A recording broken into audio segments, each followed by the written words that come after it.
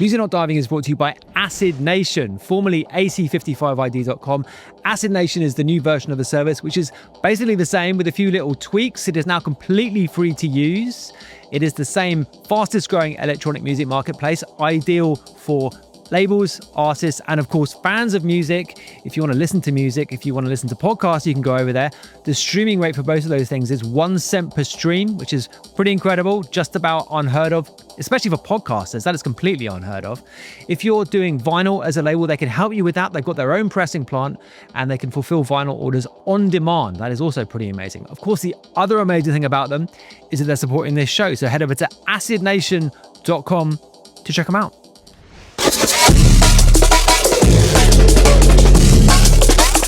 This is Music Not Diving with Scuba. Welcome to the show. I'm Scuba. This is Music Not Diving. Okay, on the show this week, we have a classic episode. Actually, this is the most popular episode of any podcast we've ever done. So our previous incarnation was the Not a Diving podcast. We did 157 episodes, and this was the biggest one. It is my conversation with Skream, the legend of UK music that is Skream. I first met him when I was in my early 20s. He was in his mid-teens. So this is a long time ago. The early dubstep scene, which you may be aware that I was a part of. Skream was obviously a part of it too. He was the kind of poster boy, in fact, for the very early incarnation of dubstep. Since then, he's just grown into this kind of multi-genre, multifaceted thing. He's, I suppose, a national institution at this point, on his way to being a national treasure, perhaps, but just a really unbelievably charismatic person, someone who's just acquired a wealth of experience over the years, and someone who's a good talker too. So this is, like I said, a very interesting conversation with someone who is basically a living legend at this point. I don't think it's an exaggeration to say. So let's just get into it, shall we? But before we do that, a reminder that you can support the show on Patreon, patreon.com/ScubaOfficial. There are 2 tiers there, both of which get you the bi-weekly bonus podcasts that I do, the more expensive of which gets you all of the music that we release on Hot Flash Recordings and affiliated labels. So that's a great way to support the show. If you don't want to do that, completely understand. Subscribe to this channel, hit the like button on the video, go over to wherever you listen to audio-only podcasts and subscribe to us there too. And, you know, spread the word, I guess. So without further delay, here is my conversation with Skream. Brought to you by acidnation.com. Skream, welcome to the show. How you doing, mate? What's happening, bro? You all right? I'm good. You're in New York at the moment. I am. Just woke up overlooking Williamsburg. Actually, that makes it sound like I've woke up just overlooking Williamsburg, like randomly. But no, I am, just out in New York. Got playing Electric Zoo on Saturday. I'm doing Beats in Space later tonight with Big Man Sweeney. Okay. So been getting some work, getting some networking done. Yeah, is this in preparation for Skreamizm 8? Is that kind of what's going on? I guess so, yeah. I was listening to the previous Skreamizms just earlier in the last hour. I didn't realize there's been such a big gap, but I guess of course there has, right? Mad, isn't it? Like, because when it was, I only found out the other day how long it. Well, not the other day. That's a right exaggeration, but I mean, it was. I didn't realize it had been so long, because where they were so consistent. Like, I mean, with release wise, when they were coming, there was sort of like there was one a summer, wasn't there? Really, and I didn't realize it had been that long. And to be honest, I didn't think I was ever going to do one again for obvious reasons, because they were sort of associated with dubstep and whatever, and then. It was quite mad how this one come about, because it sounded like a Skreamizm to me when I'd sort of put the project together, let's say. But it was mad, because there's actually a scrapped Skreamizm 8 which I done, which was all 140, and it was a dubstep Skreamizm, like it would. But for me, it didn't. I like Scott, my manager, obviously, who you know. So we had one plan, and then I scrapped it last minute. What did Scott have to say about that? He said he's joking. But it was basically what happened was during lockdown I made a lot of music, and then I started writing 140 again, and basically what it was is Skreamizms were never about. There was always about what I was doing in a moment of time, and it sounded to me like I was trying to make old music, which if you listen to the Skreamizm stuff, it was never about. It was never that. It was always quite forward thinking, you know. Yeah, I was going to say, because I mean, you just said that there's sort of I guess the Skreamizm name as associated with dubstep, but there was always loads of different stuff on those releases. It wasn't. I mean, obviously there was the kind of the 140 framework, but there was always lots of different stuff in there. Well, I mean, if you think about tracks like Losing Control, like really that didn't it fitted mine and Benga's demographic, but if you think about like the sound on a whole, it didn't really, like, it wasn't sort of half step. It was like, well, it was, but I mean, it was, me and Benny would always have them little tangents where it was a lot more electro-y and techno influenced, I guess. Like where, so it was just always, I like basically sorry, I keep saying basically for some reason, it's really irritating me. This one that I put together, what was going to be Skreamizm, mate, I tried to make a dubstep EP, which I'd never tried to make anything before, if that makes sense. It was just what I was making. So then that was basically the reason I scrapped it, because it just didn't feel Skreamizm to me. I feel like, you see, when I say Skreamizm, I feel like I'm talking about myself in the third person, but you get me, right? But it's yeah. I'm really glad that I did scrap it, and this one came together how it did, because it was a lot more organic. How would you, or can you define Skreamizm 8? Because I have heard it, but I mean, how would you describe it? Because there's quite, as I said, there's some different stuff going on there. Yeah, I'd put it as a retrospective record. And when I say that, I mean, like, I'm more associated with sort of minimal tech house, but like whatever. Well, but at the same time, I'm also associated with kind of always being able to do what I want. Yeah. And I think I'm very comfortable after lockdown. The only for me, I really enjoyed it. I really enjoyed having studio time every day, and it's the most comfortable I've felt on a record for, I think, maybe ever. But if I was to describe it, I'd say it's a retrospective look at my career in a way. I mean, for there's things like there is no rule on it, and which I kind of always tried to work, and maybe it hasn't been as noticeable over recent years. But I feel like it's got that Skreamizm ethos to a degree, where the way I've been explaining it is I've been saying it's a very retrospective record, but it still doesn't sound like anything I've done before. Okay, right. It's interesting that you say you enjoyed lockdown. I sort of did too, for the same reason. But I mean, you've always been kind of legendarily prolific. So did you just make like literally hundreds of tunes? Well, what happened? So look, you know this. When you're touring all the time, you get into the routine. So look, you get home, let's say Monday or Sunday night. Realistically, by the time your head's back together, it's Wednesday. So then when you're making songs, you're automatically thinking about Friday or Saturday. So you automatically make music with dance floor in mind. It's so distracting, isn't it? Yeah. It's also, you start to write music for the common denominator. And I really enjoyed not having not the pressures of clubs, because you only put the pressure on yourself, but it's like, oh, I need to make a banger for Friday.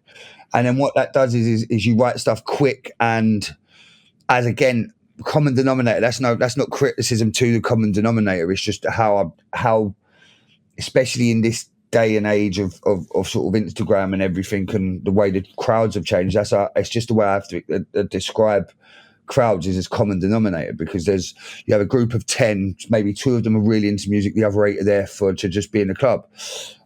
And I really like the pressures of just being able to do what I wanted, because I felt like for the first time in ages, I've really fell in love with my studio again. Like, I could really spend time playing with like my sort of my semi-modular stuff, and just actually having time and not having to think, I quickly need to finish this. And I really started writing all tempos again. And it was kind of how I ended up writing at 140 again, because I had the time to do it. Although look, financially it was a lockdown. But I mean, other than that, I was with my family every day, and I was like writing, and it was, other than the sort of bleak, never knowing if normal life's going to come back. Other than that, I did enjoy it. I turned into a fat, but but like, I mean, I had time to experiment, and I think that's where me at my best is when I'm given free rein. Yeah. I mean, the point about being prolific, is that something that's just a sort of legend that's just emerged? Or, I mean, how does that work in practical terms? Like, I mean, is it true that you do make hundreds of tunes? I mean, I've never quite known what to make of that. Yeah, it is true. I've always like, even we can go back to, like, even if we go back to 2001, 2002, it's I was always known to turn up to Big Apple with a mini disc with about 30 tracks on. But it's just the way my head works. Like, I'm like a sponge, especially around that time, like 2002, 2003, where I was working in Big Apple in the daytime, and then my lunch break I'd go and spend in Beano's, like, which was the biggest second-hand record store in Europe. So I like soaking stuff up. So then I'll write like 10 sketches at once, like just keep hitting save new version and just keep going. So ultimately there's not one song that I've ever made that hasn't got about 8 versions, like, in the process.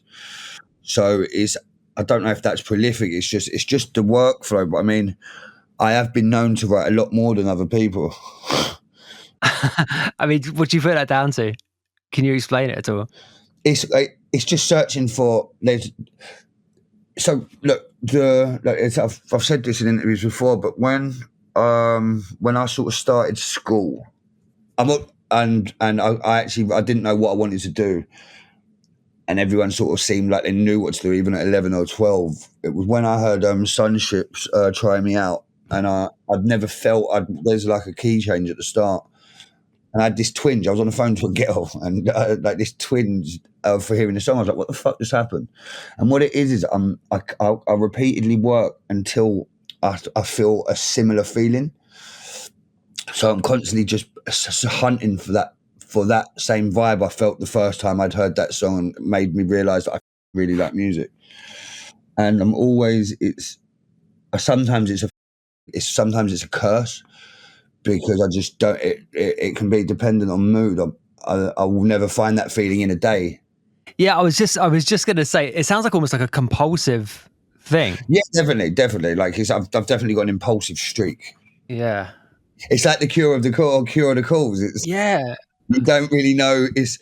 I love it. I just love it so much, and it's when. That, like, I keep going back to lockdown, because I did actually, a lot of people, like, look, in some of my mental ways, it was really horrible, because just not knowing what the fuck was going on with my life. But I mean, I really liked it. Like, I loved the freedom, and then I fell in love. I really fell in love with the studio again. And as much as I've sort of known for, let's say, being in the nightlife world a lot, and it seems like I really enjoy it, I've realised how much I actually like, just being in the studio and like the creative process of it. Because I mean, you know what it's like touring and that all the time, and especially when you have like a reputation like mine, it looks like I just love being in clubs and love being at it and on it and whatever. But really, I've realised how much I actually prefer. I'm like, as much as like, DJing for me is just it's like smoking. Well, it's just a standard. It was just what I've done all my life, whether it be in local social clubs or whatever. So that never felt like, I never thought that would be a job. But when I started making music, I was like, yeah, this is something I could do forever. Do you know what I mean? Yeah, I mean, totally. I mean, what I got out of lockdown, and certainly it's sort of a similar thing. It reminded me of in the period where I was just doing it all the time and before there was any sort of expectation around it and it was just pure enjoyment.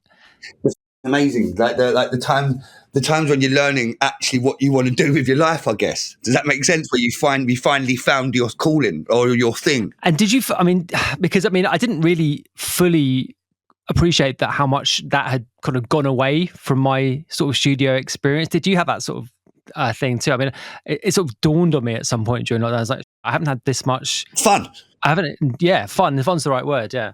I'll tell you what it was. I started, I'm obsessed with making things work that shouldn't, like not trying to invent trying to invent new genres, right? And so I was just before lockdown, I'd been working on this sort of sound, like I was calling it Esky hardcore. So it was like classic hardcore sort of drums, like when we're talking sort of early nookie, like 92, 93, that sort of that changing point where people were sampling house, putting breaks over it, and then but with Esky, like really classic Wiley Esky synths from the Triton, and then I never really had enough time to finesse it, but I was working on it. I was sure of it. I was really sold that this was, because it was two iconic UK sounds in one, and for me it really worked at the time. Everyone I sent it to said this is mad, and then like 6 years later, literally 6 years later, when sort of Sherelle came about, I started sending it out to people again. They were like, "Oh, this is amazing," but then you see like because so this is pre-lockdown. It was people didn't have enough time to sort of get into stuff because all they're thinking about is their show on Friday or Saturday. And I talk about Friday, and you'll notice throughout this I'll say Friday and Saturday a lot because I think weekend, like especially when you're in that cycle, in like constant touring cycle, it's so different. Monday to Thursday is so different. Friday and Saturday, and it just dictates everything else, doesn't it? It puts a sort of wall, like a wall in front of you, I think, because going back, you just focused on the common denominator. And I think from where me and you came up in a thing where there was no such thing as the common denominator. It was a load of weirdos, like who found other weirdos. Do you know what I mean?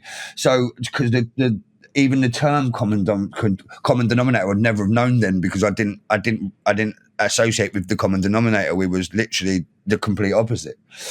So I think that's when it's I suppose it's the equivalent of becoming a CEO rather than that part where people make really exciting companies or whatnot, and then they just end up being the boss. I'm not referencing myself as a boss. I'm just using this as an example. But do you know what I mean? Does that make sense? Yeah, I mean, I think every producer, I think, that becomes a successful DJ experiences this, and I think for a lot of people, it's really damaging to their music.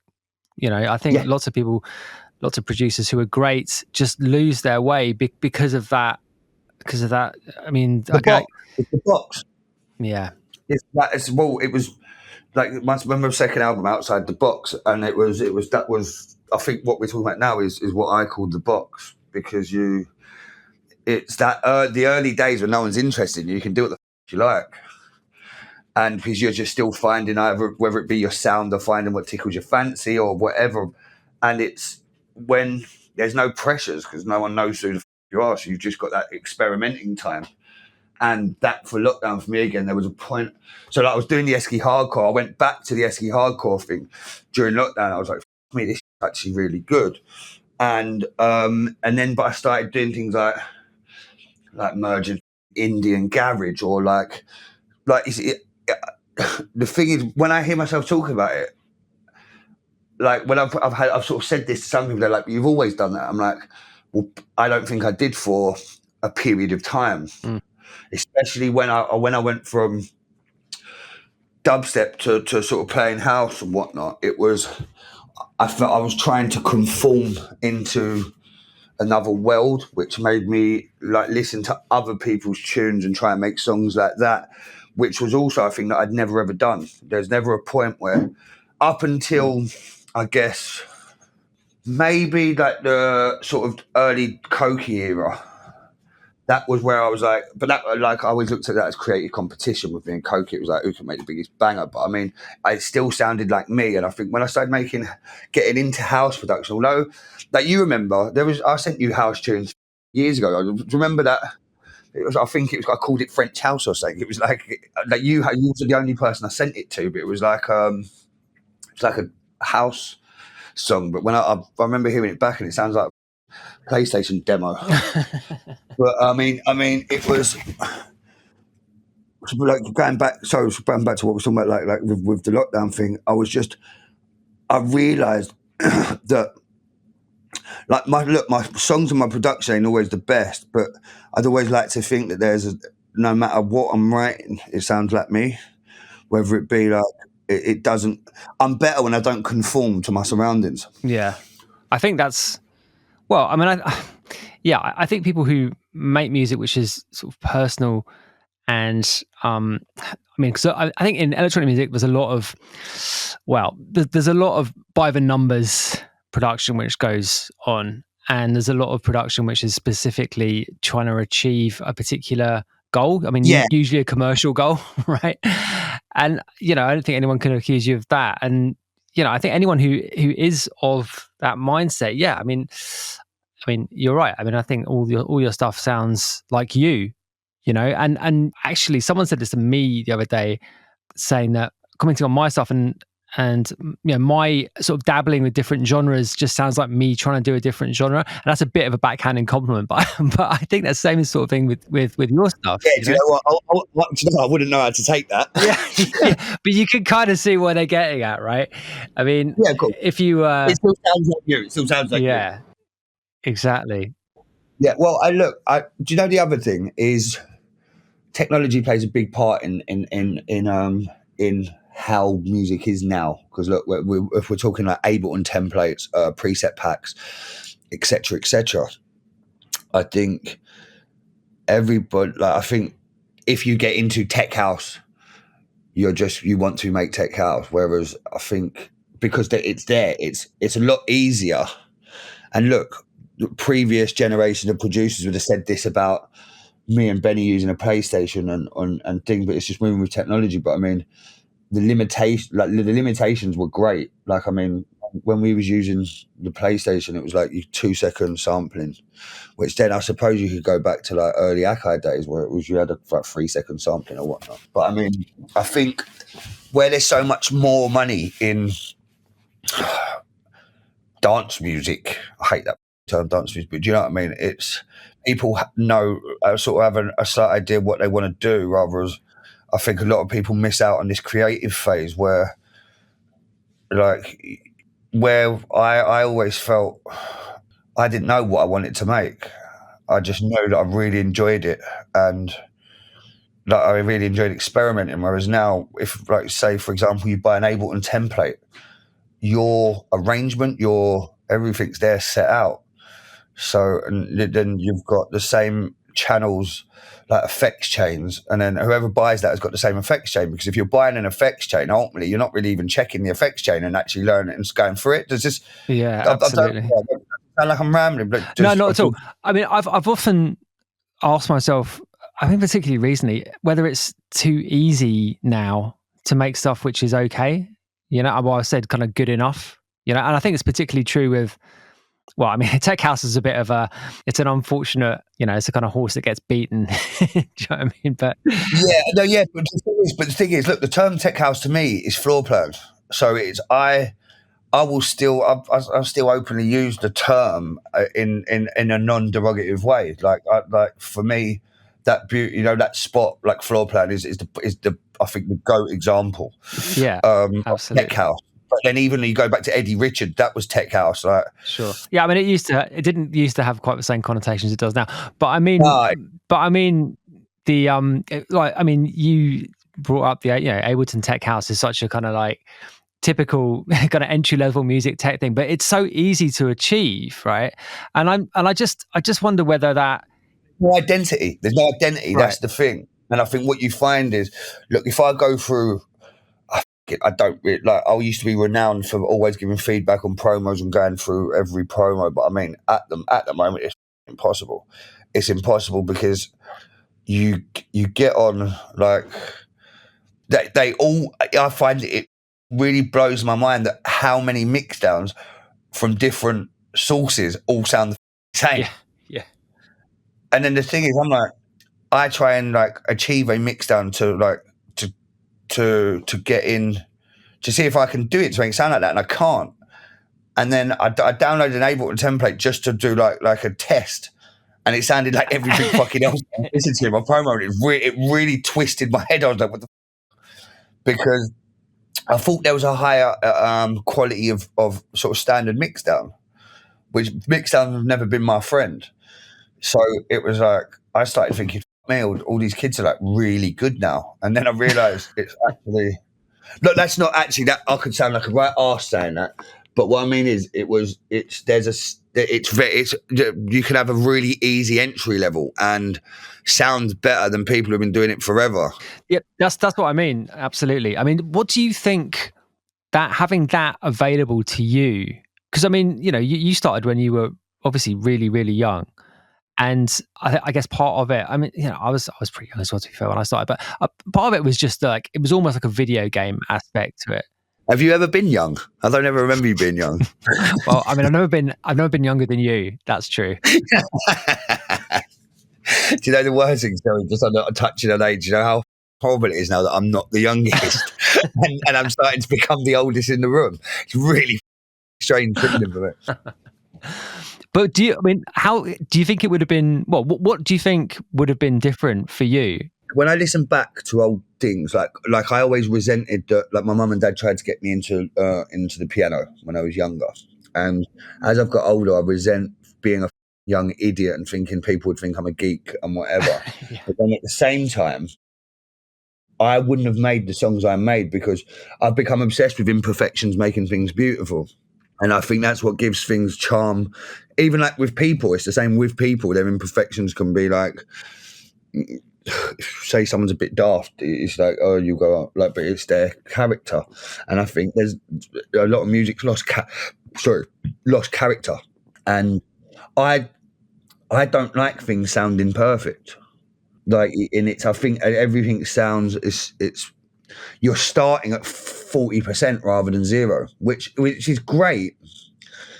If it just depends what your end goal is. I want my stuff to sound like me, whereas I don't think if I ask a lot of producers like, what do you want to sound like, they'll automatically say, oh, like I want songs played at DC 10 or like whatever. So then they'll listen to songs that are being played out and then just try and it's not replicate, but they want something that sounds like that. I've never wanted anything that sounds like anything else.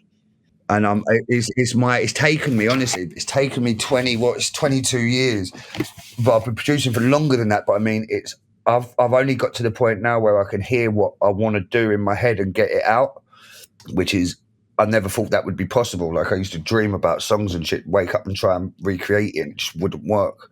But I've got to the point now where I can sort of hear something and do it. And that's so for me, I'm just starting out now because I've got to that point. So, but it's I think if you assume that you can just start at 40%, and that's like so say the Ableton project being 40%. Then you think you're better than you are because you can get it to sound like other people's songs. But that's not wanting your own identity. I mean, do you think you just want it to be the same? Like you'd want it to be as good as something else. But I mean, I revert to trying to make the weirdest that doesn't sound like anything else around.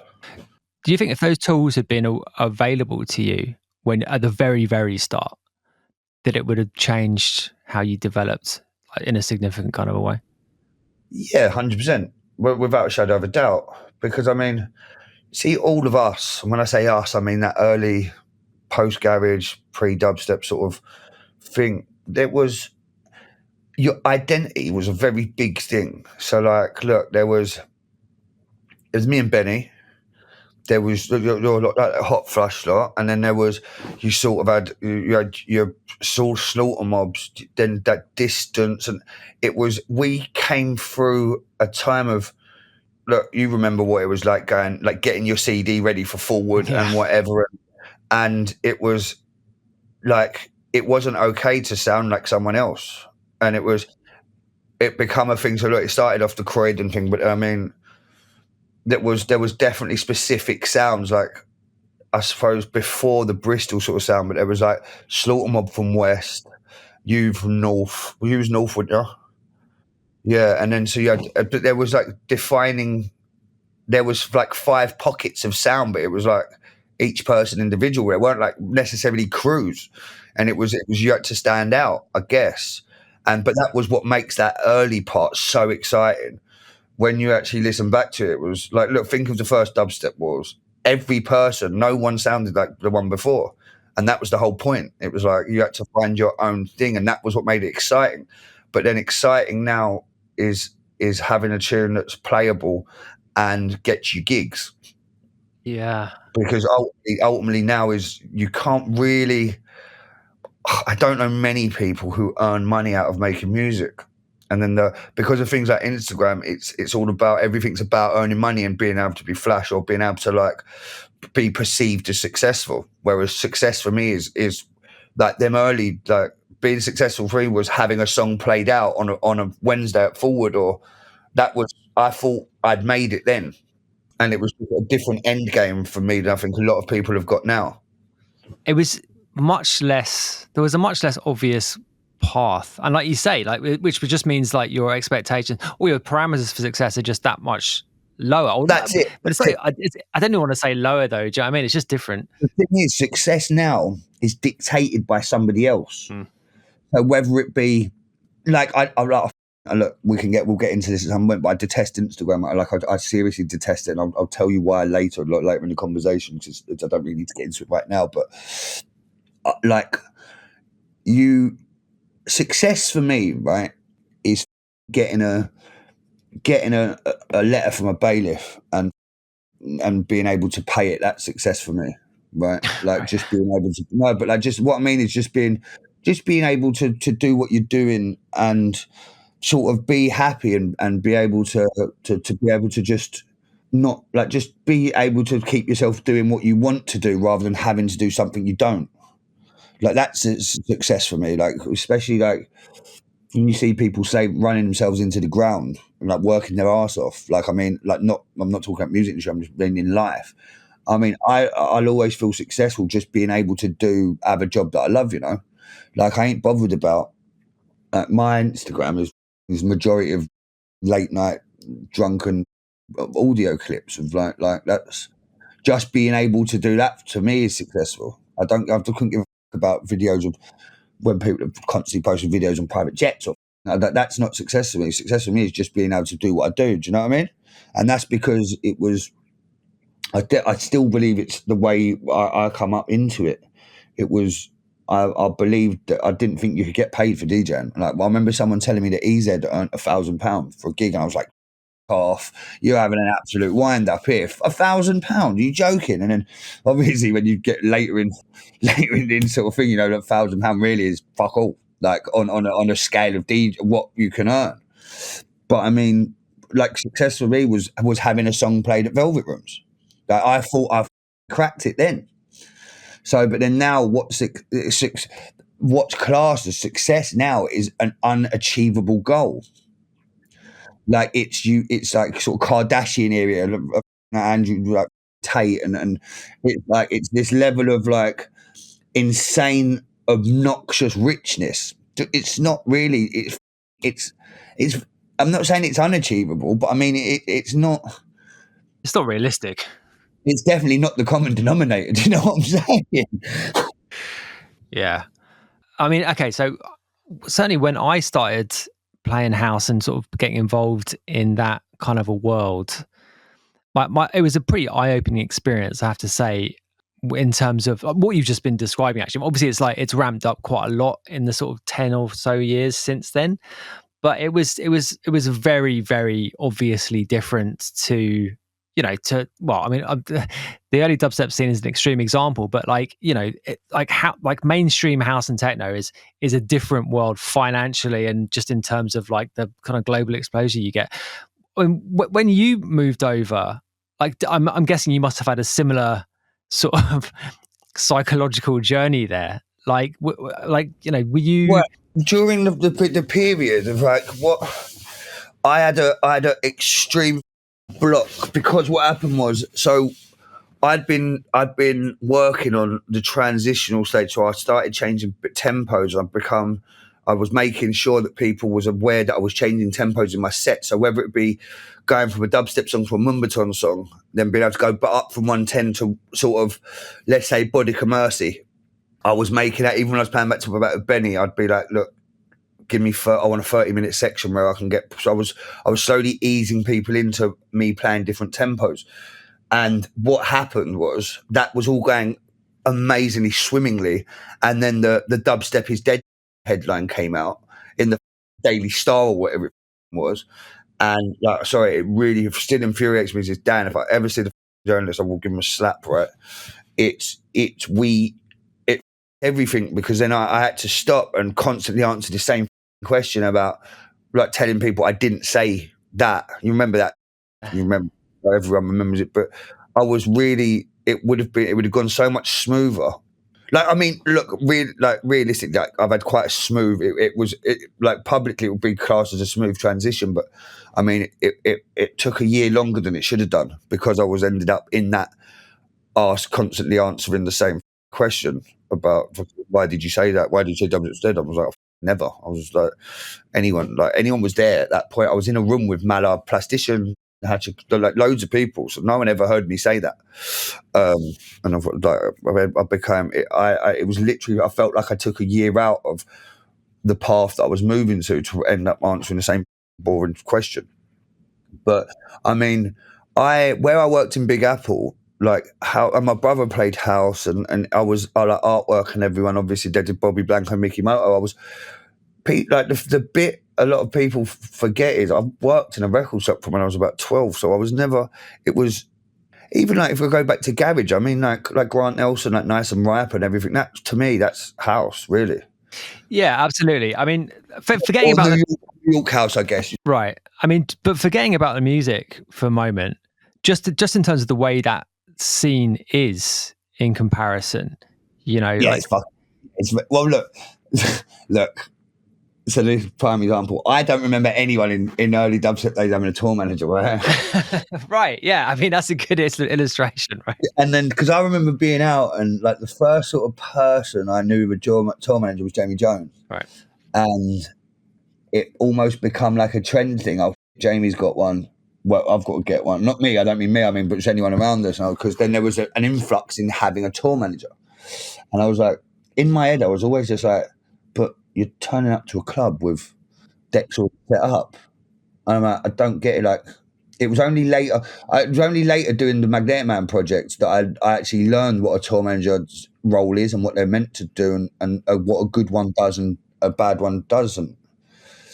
But I mean, yeah, that sort of transitional period of stuff around you. I mean, where I sort of got in with, like, it was Seth, Damien, and Jamie who I really sort of got along with.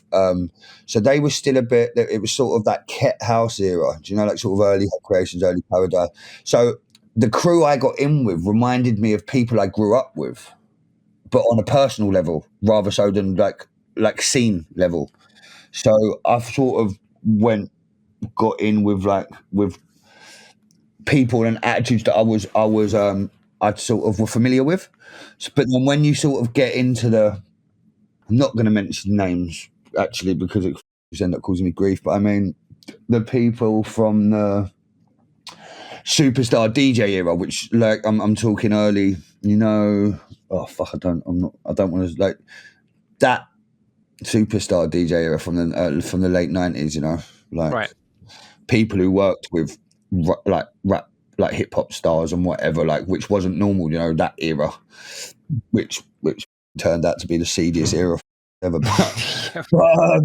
But I mean, like it was I felt comfortable with the people like Seth. Me and Seth met on a plane, for example. We had we was talking for hours, and we at no point either of us asked what we'd done for a living. I just got on with this guy on a plane, and it was like we bumped into each other backstage. This is when I still played dubstep, and he was like, "What are you doing here?" I'm like, "What are you doing here?" He was like, "I'm DJing." I'm like, "So am I." Oh shit! So on a plane, and honestly, that's why me and Seth, we are so close, and I think it's because of things like that. So where like socially, I've always that's always been my stronger point, but it's also been the bit I enjoy. Like I'm obsessed with the way people work, and I'm obsessed with people. I love meeting people, so I'm glad I got in with the people, not talking about music. It was actually just people that I felt like I resonated with. And look, there is always that the way my head works. I always know what I'm doing, like in a sense of people forget that I've been in this sort of industry since a kid. So it was I knew I wanted to find the people that I made myself comfortable with, and I could make a home at, and then sort of go for it. But I mean, the change, like the difference is in, like I'm talking about even things like guest list is so much different in, let's say, look, because we're referring to like our early experiences to current. Like I mean, look, I knew my guest list was in the car with me. Now I'm like, I've got 35 people I don't even know, and it's just standard. It's just, can you imagine that? Like forward, someone sending you like 15, 20 names you've never heard of. You go, were you taking a piss, mate? But now it's just standard. I mean, it was. I think I got really into the party side of sort of house and techno and whatnot, and like whilst, and I found it so where I wasn't making the music, and I realised such strong DJ element, and DJs were sort of the main sort of thing. It was, so I took to being in clubs a lot more. Finding out very early that it's the party scene is sort of really guided it more so than, I mean, sort of like when we're talking about Plastic People, I mean, it was sort of me and my brother were renowned as the sort of partiers, but I mean, it wasn't guaranteed that you was going back to someone's house and being partying for 2-3 days. Do you know what I mean? Yep. It was, you'd go back to a dodgy flat in Dalston or something, fucking smoke a couple of spliffs, do whatever, and then go home. Mm-hmm. But I mean, it is a completely unparalleled world, and unless you was a part of that early, especially dubstep movement, I don't think you could even ever begin to talk about how different the worlds are. Totally. What was the order? Like, did you realize you wanted to be playing house and then got into the scene, or was it? So I was touring with, so it was sort of ultra. I was doing ultra, and I was touring with Skrill, but at the same time, I'd been working with Bodica and Damon and D-Bridge, working. So when I was doing sort of Outside the Box, which was 2010, I think, and I was getting really excited. Like my love for the Autonomic sound, and like it was the Autonomic sound and instrumental and D-Bridge, like a pivotal. I don't mention enough that their influence on me is probably, well, they might end up getting hate mail for this, but they was working with them, and I felt so excited about music again, and I realised I hadn't felt that for a while, because I got into this template sort of like playing like American, like white America for ED, like I don't even really like calling it dubstep, it's like EDM, right? And I was like, and like I was spending a lot of time on the island, the Bodica studio, and I was just like, it felt like 2004 again in like my productive and creative juices flowing, and like actually really being excited to turn up back there and work, Yeah, I've got to say those Autonomic podcasts changed my life. It's not an exaggeration, they really did. I send that link, like the layer, the layer, like the site is all going with all the, like, I send that to as many people as possible, because I think it's an injustice that people haven't heard that music. Yeah. And I send it to a lot of younger producers and go through these and hear like you've never heard like this before. And it's like, that is it. Also, there's a lot of similarities. Like, I'm not going to say in production level, because there's some of the best produced tracks ever on them Autonomic podcasts. But I mean, I could understand why I really enjoyed it if you go back to sort of mine and Benny's really early, like demos, like when we was learning how to make music. It's like a really exciting phase where you're not in a box and you're creating your own box. I mean, actually, to be honest, let's talk about Autonomic more, because I haven't talked about them much on the show before. And like I said, it genuinely opened my eyes to what is possible, really. Because I mean, they took so much stuff. 'Cause actually, I really love the influences sections as well. So like, I would listen to those tunes and be like, wow, how is this going to influence them? And then there'd be the Autonomic mix, and it'd be like, how did they get from there to there? It was machine music, right? And it was them who got me into. It was them who massively got me into analog gear and outboard gear, and there's the whole process of. I was very much in the box until then, because obviously me and Benny were sort of the start of in the box production, I guess. Yeah, it was early 2000s, right? Yeah. Like, I mean, especially like think when our contemporaries and all the people we were surrounded by was artwork led by us, we like actually surrounded by, and that was, we were trying to replicate what they was doing. But I mean, that side, it was when I started working. Again, I have to mention it's the island, because I made that. So anyone who doesn't know, the island is where Bodica's studio is, and it's on its own island, hence it being called the island. I mean, it was when I used to go there. I used to be so excited to go back there, and I'd be there. I'd drive him mad. I'd be there as much as I possibly could, and it used to remind me of like when I used to do the post at Big Apple, and I'd do the post outside Arthur's studio. And I used to get excited to go and do the post so I could listen to what he was making. But it was the Autonomic thing for me was, I think, where it's not drum and bass. Like, it's not drum and bass. No, it's not at all. It's machine music, isn't it? Yeah. It's like machine funk. Like it ties in with Dame Funk and people like that, and J Electronica more so than it does with anyone else in drum and bass. Like, or I mean, there's some Source Direct stuff that some of it reminded me of, but there's obvious reasons for that that we know why it would remind us of Source Direct, right? But I mean, it was, for me, I just felt like a kid again, like a learning and like hearing, and like what you said is like the influences part, where it was like, I found so much music from them influences part, and you're like, but these are drum and bass. Yeah. Like, how are they listening to let's say Dame Funks, and then especially like there was like old Kraftwerk stuff, and then the influences made so much sense when you actually then listen to the Autonomic bit, right? It was just, honestly, it's such a shame that none of the songs, none of like 80% of that stuff never got released. And we're not just talking from D-Bridge and instrumental. We're talking like everyone that was associated with it. Like, there's so many ASC dubs, and what was his name? Consequence, and like, I felt right at home when I started making stuff like that. And I feel like I always remember when I remember started hearing the stuff you was doing. It seemed like you'd really felt at home doing it as well. Yeah, absolutely. Yeah, it really. I just got a lot of freedom out of it. It was almost just like forgetting all the things that you've been beating yourself up trying to achieve. That time before dubstep had a name, it was so reminiscent for me to that era, because it was like, there's no rules here. It's like the basic rule was halftime 170, so 85. And then I had a field day when I started writing that stuff, and I would never have been able to release a drum and bass track purely down to my production is not good enough, right? But then I remember they released Motorway on Exit, and then I had so much fun. And then when I did the track Reflections, which was on Outside the Box, which I think was a heavily underrated tune, that was me, D-Bridge, and Instra. It was like, it's not for me to get into why the Autonomic thing didn't continue forever, but I mean, I was quite sad, like genuinely quite sad when I could start to notice that it wasn't going to move in the direction it could have.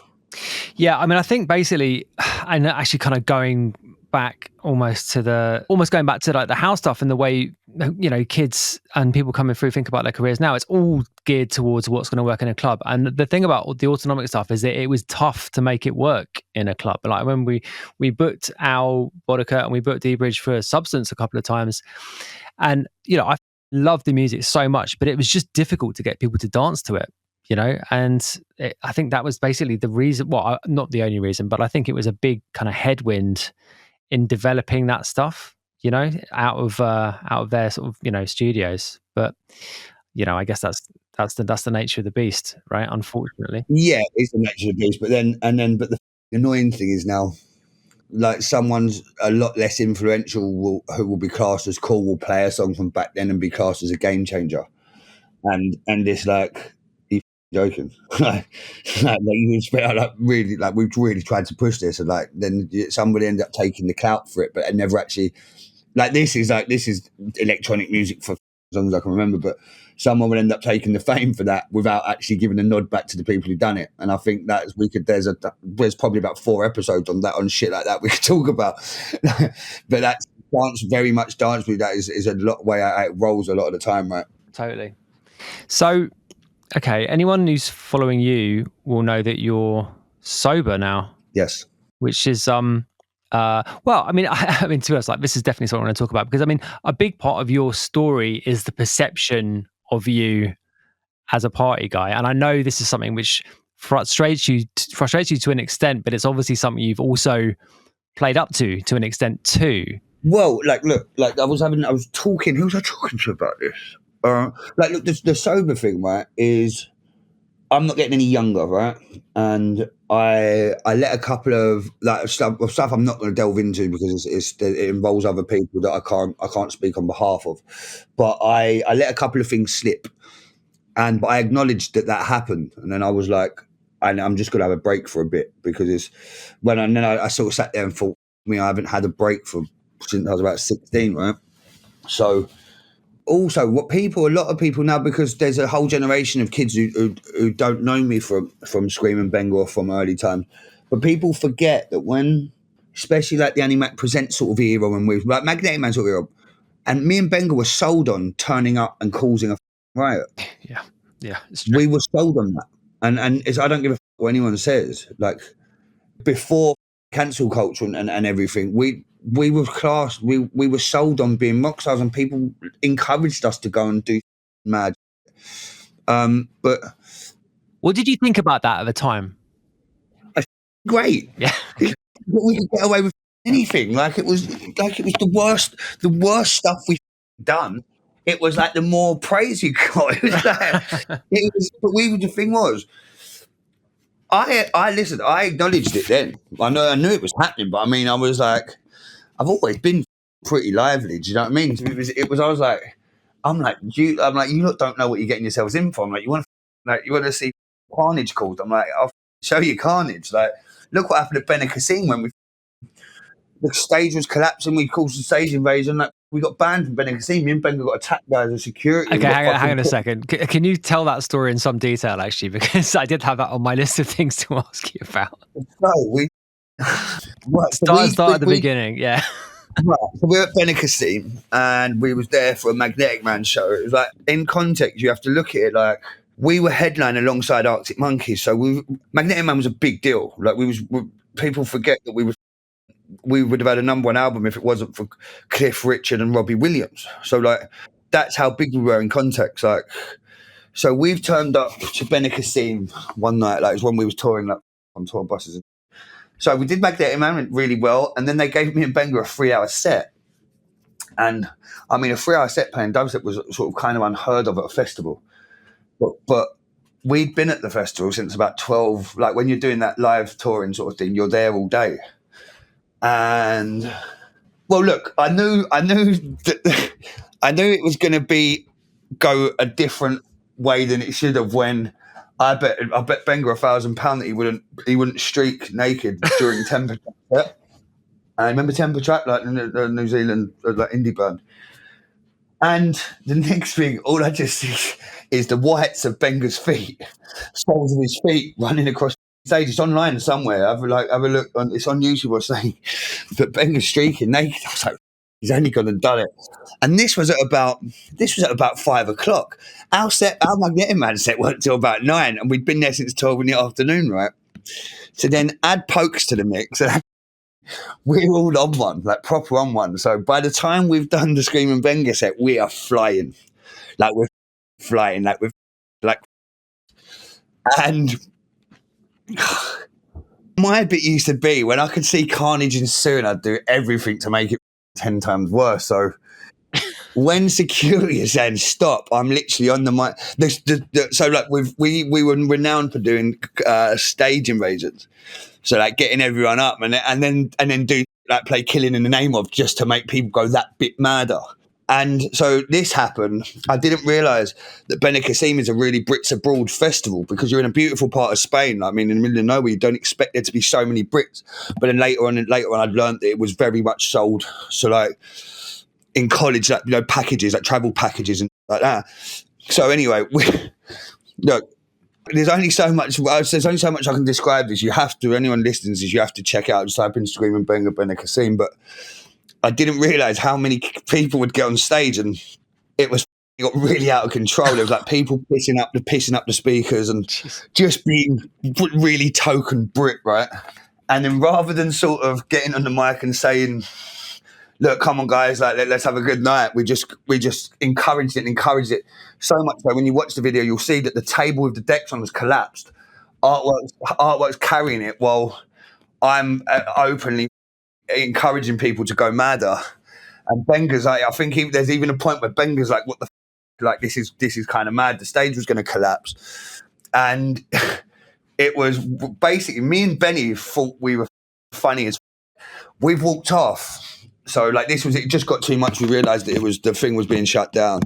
But we went out the back, like our left stage. We realised there was no exit for us to get out. They blocked all the exits, and I was like, I think this is about to come on top. And then security rushed us, like about 3 security started beating Benny up. I'm fighting with like 2 or 3. And then they just put us, they took me and Benny and put us on a bus. We weren't allowed to go back to the hotel. We had to leave the area as soon as possible, and they sent us straight to the airport. And then, because I remember Toby, our tour manager at the time, he was like, yo, this is a really big deal. Like, you've got to get out of the country now. Let's change our flight. But I mean, that's one of many mad stories. The thing is, now that behaviour would be classed as really negative and like bad vibes and bad. But at the time, it was right laugh. It was like it was great. Like it was just madness. You'd wake up and go, "Me, that actually happened last night." Like I remember when we was doing the America, we did the Skream and Benga US tour, and it was the first time we'd done a tour bus tour. So look, let me just give you a lineup of the people on the bus. It was me, Benga, obviously, Pokes, artwork, Jackmaster, plastician.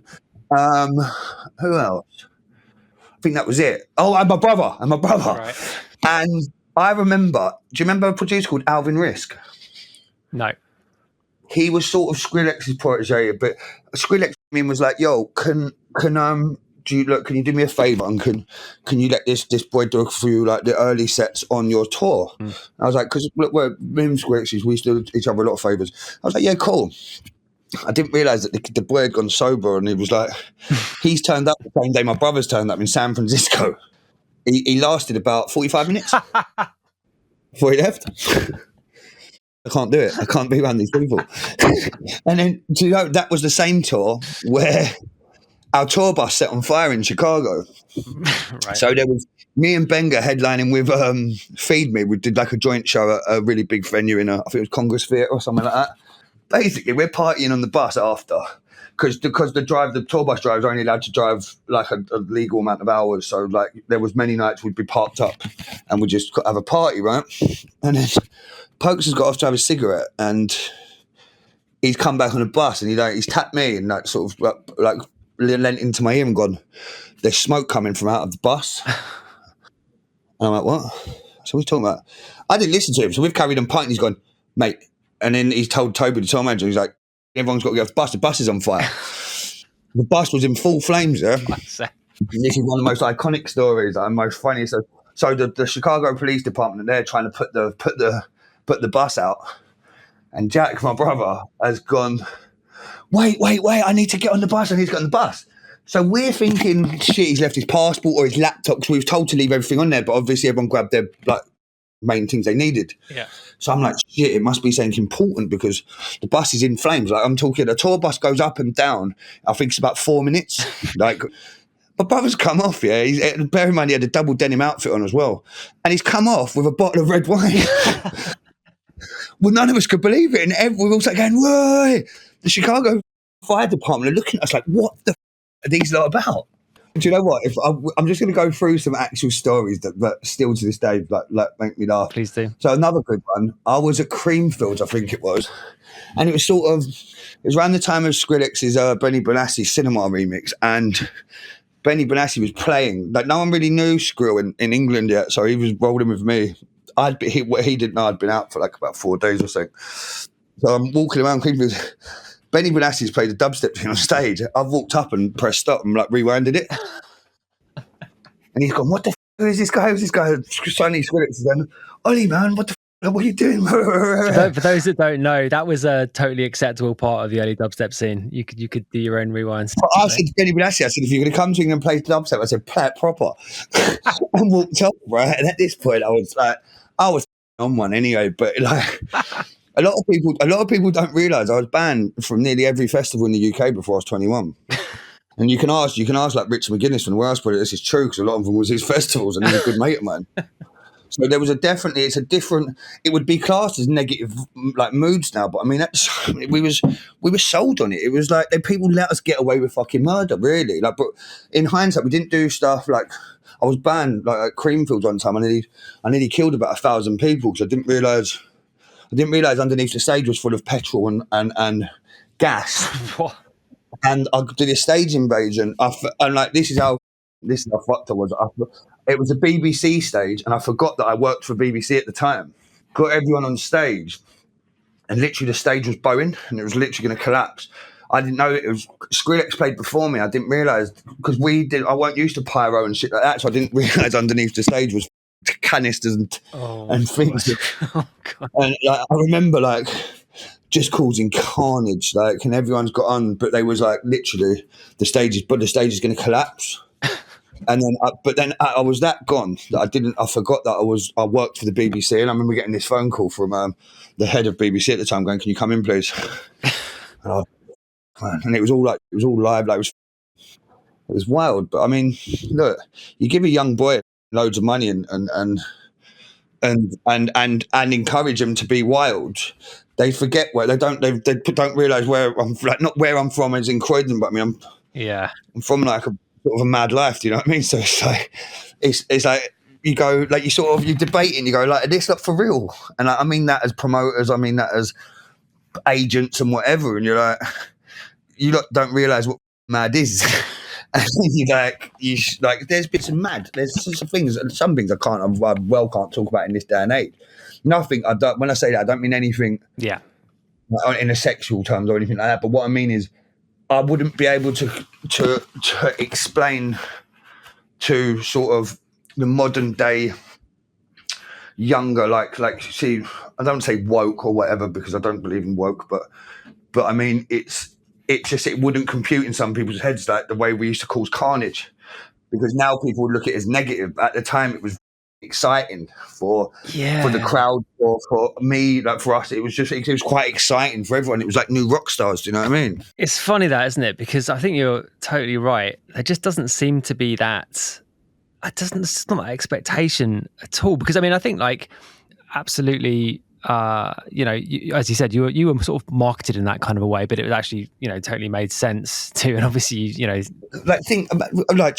to cut in there, but we was on the front of the Guardian, or it was like front of saying, and it was like Annie Mac saying, Skream and Benga make Liam and Noel Gallagher like pussies.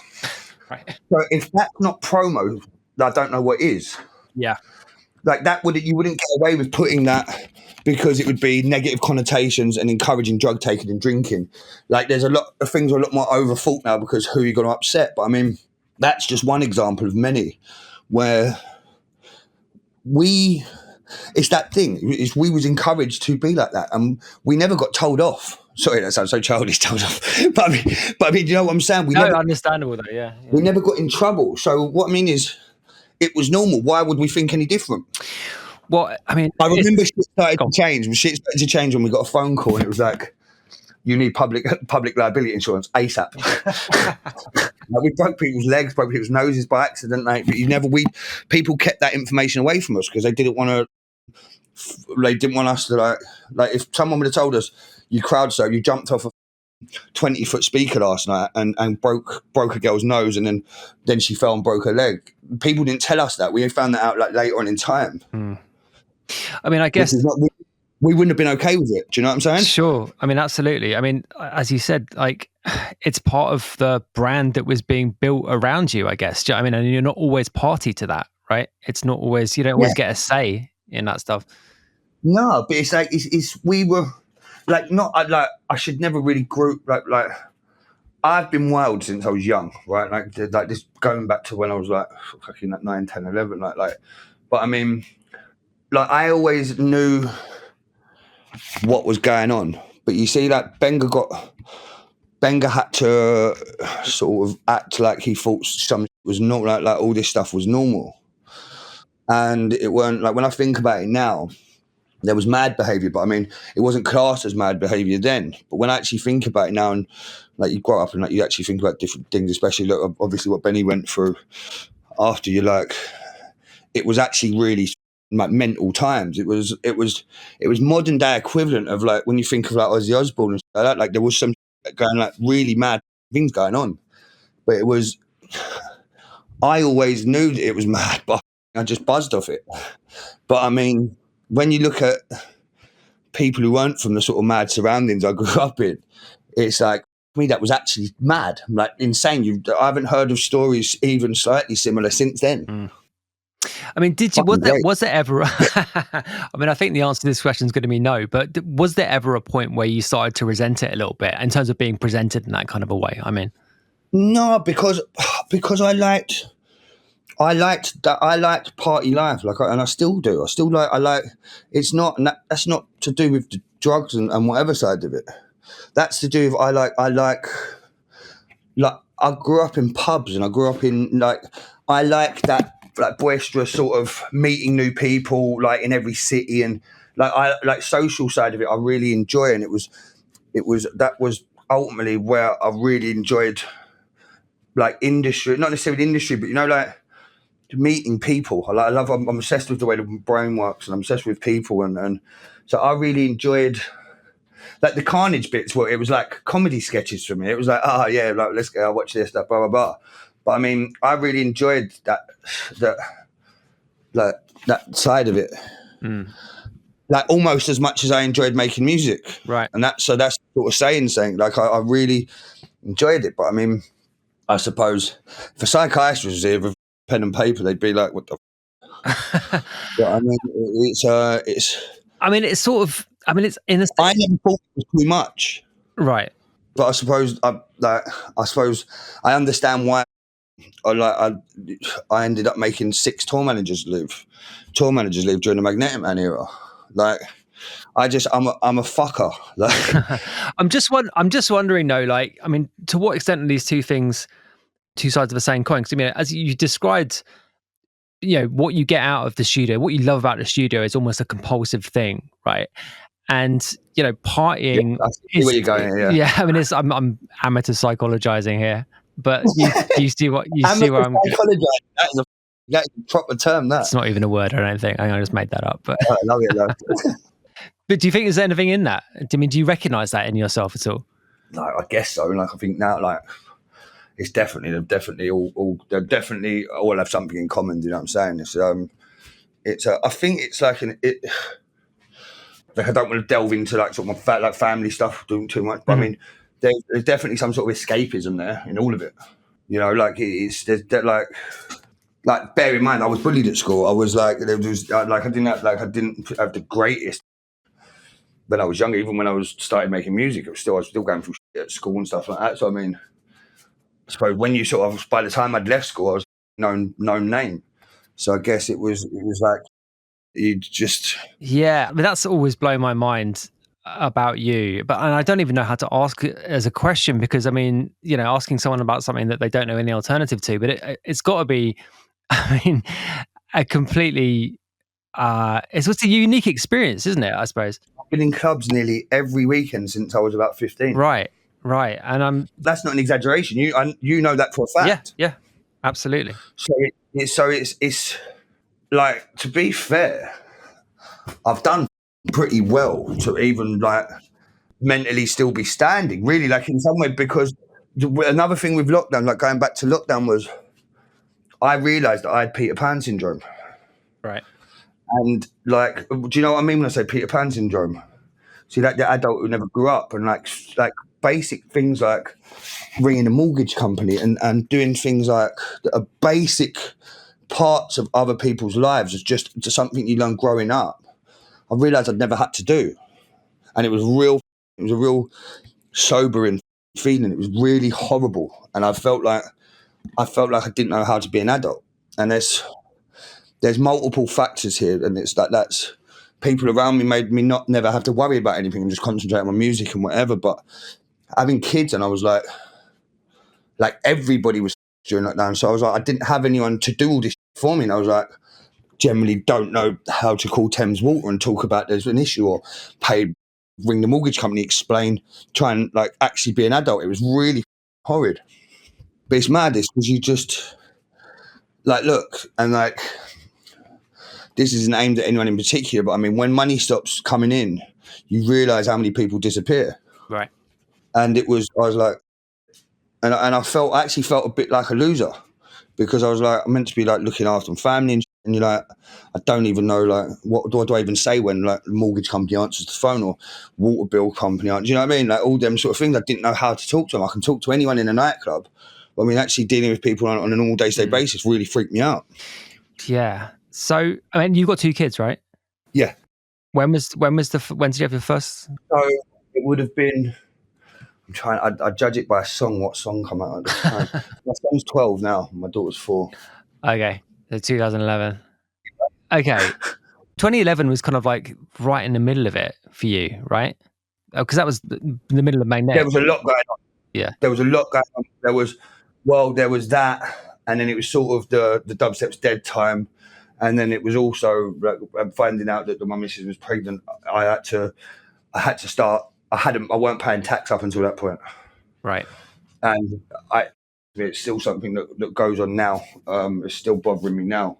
But I mean, it was basically I needed to buy a house. Like in just old school mentality is, I'm having a kid, I've got to buy a house today. I can have a house. But it's a very old school way of thinking. But it was it become a catastrophic chain of events that still are haunting us now. Like with regard to tax and stuff. And I've been quite open about this stuff, and I tried to get the board of governors to change British education, so you having to learn tax at school, and they've still not done it. But I mean, 2011, yeah, it was a lot. There was a lot going on. So what was adding a kid into that kind of equation? Did it change anything, I guess? Because I mean, you know, what you've just been describing, right, is a fairly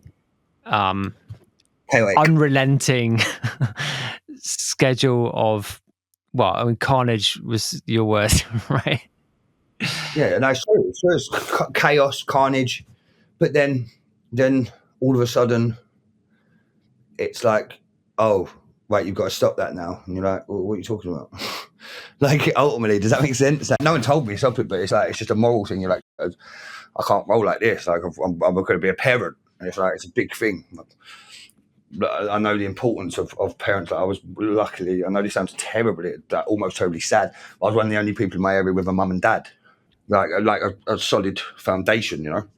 So like for me, it was, I know how important it is, but at the same time, you're like, it's like to boy to man in the space of about 30 seconds when you're told you're going to be a dad.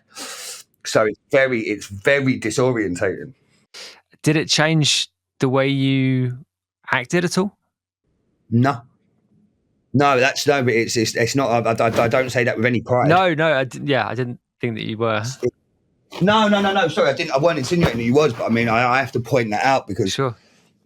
Social services, you know, that, like, do you know what I mean? Like, I don't mean it like that. It wasn't like it was just you become programmed a certain way, and it still took like 12 years after that to know that it weren't right. Like, really, like I've done all my apologies over the years like put on personal levels with certain different people.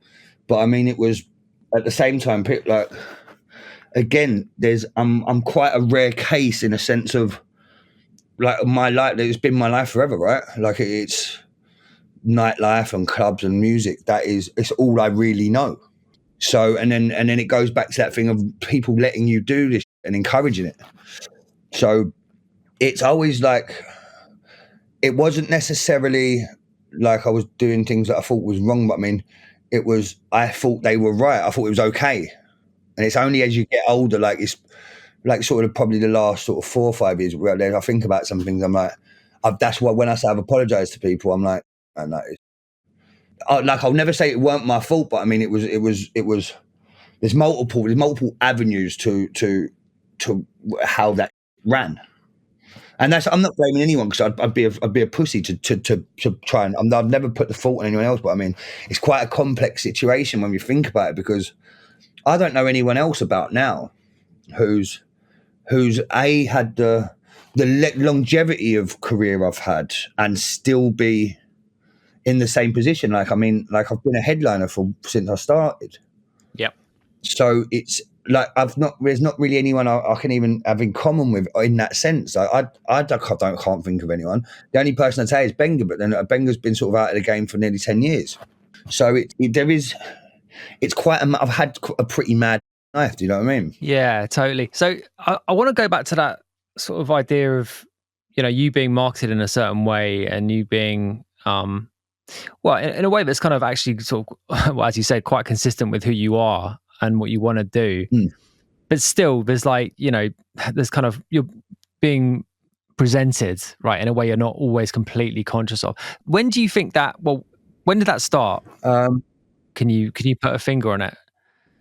It would be that sort of era I'm talking about when I'd say it was where it started being touted would have been Magnetic Man era, because obviously we were doing things like NME tours. And so what year was that? So what? You'd probably be better at knowing it than me. So I was making the Magnetic Man album at the same time I was writing Outside the Box. So that was 2009. 2009, yeah, okay. But then I mean, that was our first really big major deal, like the Magnetic Man thing, but we were touted, we were sold as like a band. Whereas I'd never looked at us as a band because we was using laptops, right? And but we was how our biggest outlet for promo was like NME. So there was no rock stars then, and NME, look, they tried to live on rock for as long as they could. You know what I'm saying? So they pushed us to that crowd. So that's where it was being encouraged to be rock. Like, I hate saying rock stars, but that was how it was described. Yeah. But so Magnetic Man, the project, if I recall correctly, it was a collab, but it was for a pretty long time anonymous, or semi-anonymous. I wasn't involved in it. That's the thing. But people don't know. A lot of people don't know the actual roots of Magnetic Man. It was Benga and Arthur. Yeah, it wasn't me. It was only when. So we had a thing coming from the Prince's Trust, like R.I.P. the Prince's Trust. It was one of the greatest things for British music at a period. But I was working with Tempa at the time, so Sarah manager, and it was like they was like, look, we're really interested in this idea of Magnetic Man, but we'd really like Skream to be a part of it. I felt like I was overstepping it because it weren't my project. It was Benga and Arthur's. Because I don't know if you was there, but the first Magnetic Man show was at my birthday, one of my like sort of infamous birthday parties at 4, but they did it behind a bed sheet and all you could see was shadows. Right. Yeah. Oh, I'd forgotten that. Jeez. I was actually a part of it, but I weren't particularly comfortable at the time because it wasn't my thing. Like I weren't doing that. That was their thing. Right. And they wanted you basically because you were the quote unquote poster boy of dubstep, basically, right? And this is so for marketing purposes, they want the big name in there. So yeah, that must have been quite awkward for you, I guess. Well, it is, but it was like they were like, obviously, like we were family, like us. So it wasn't like, it was like they were like, yeah, come on, they'd like to get involved. So it wasn't, but like me always trying to be quite individual, going into someone else's project. I entered it with like they would never have heard me say this, but I mean there was a natural thing in me where it was like, this ain't really my thing, but it soon became my thing because I was then it was there. Look, man, whoever's idea it was weren't stupid. It was like I became the menace. You know what I mean? Right. And okay, so and that got signed to Columbia, was it? Yeah. Like as I said earlier, like the caliber of how big it was, it didn't feel that big. But then when I think back now, and the reason we weren't number one is because Robbie Williams and Cliff Richard done surprise albums last minute. So that's how big we were. Yeah. We were competing with Robbie Williams and Cliff Richard. Cliff Richard, one of the biggest artists ever to come out of the country. Yeah.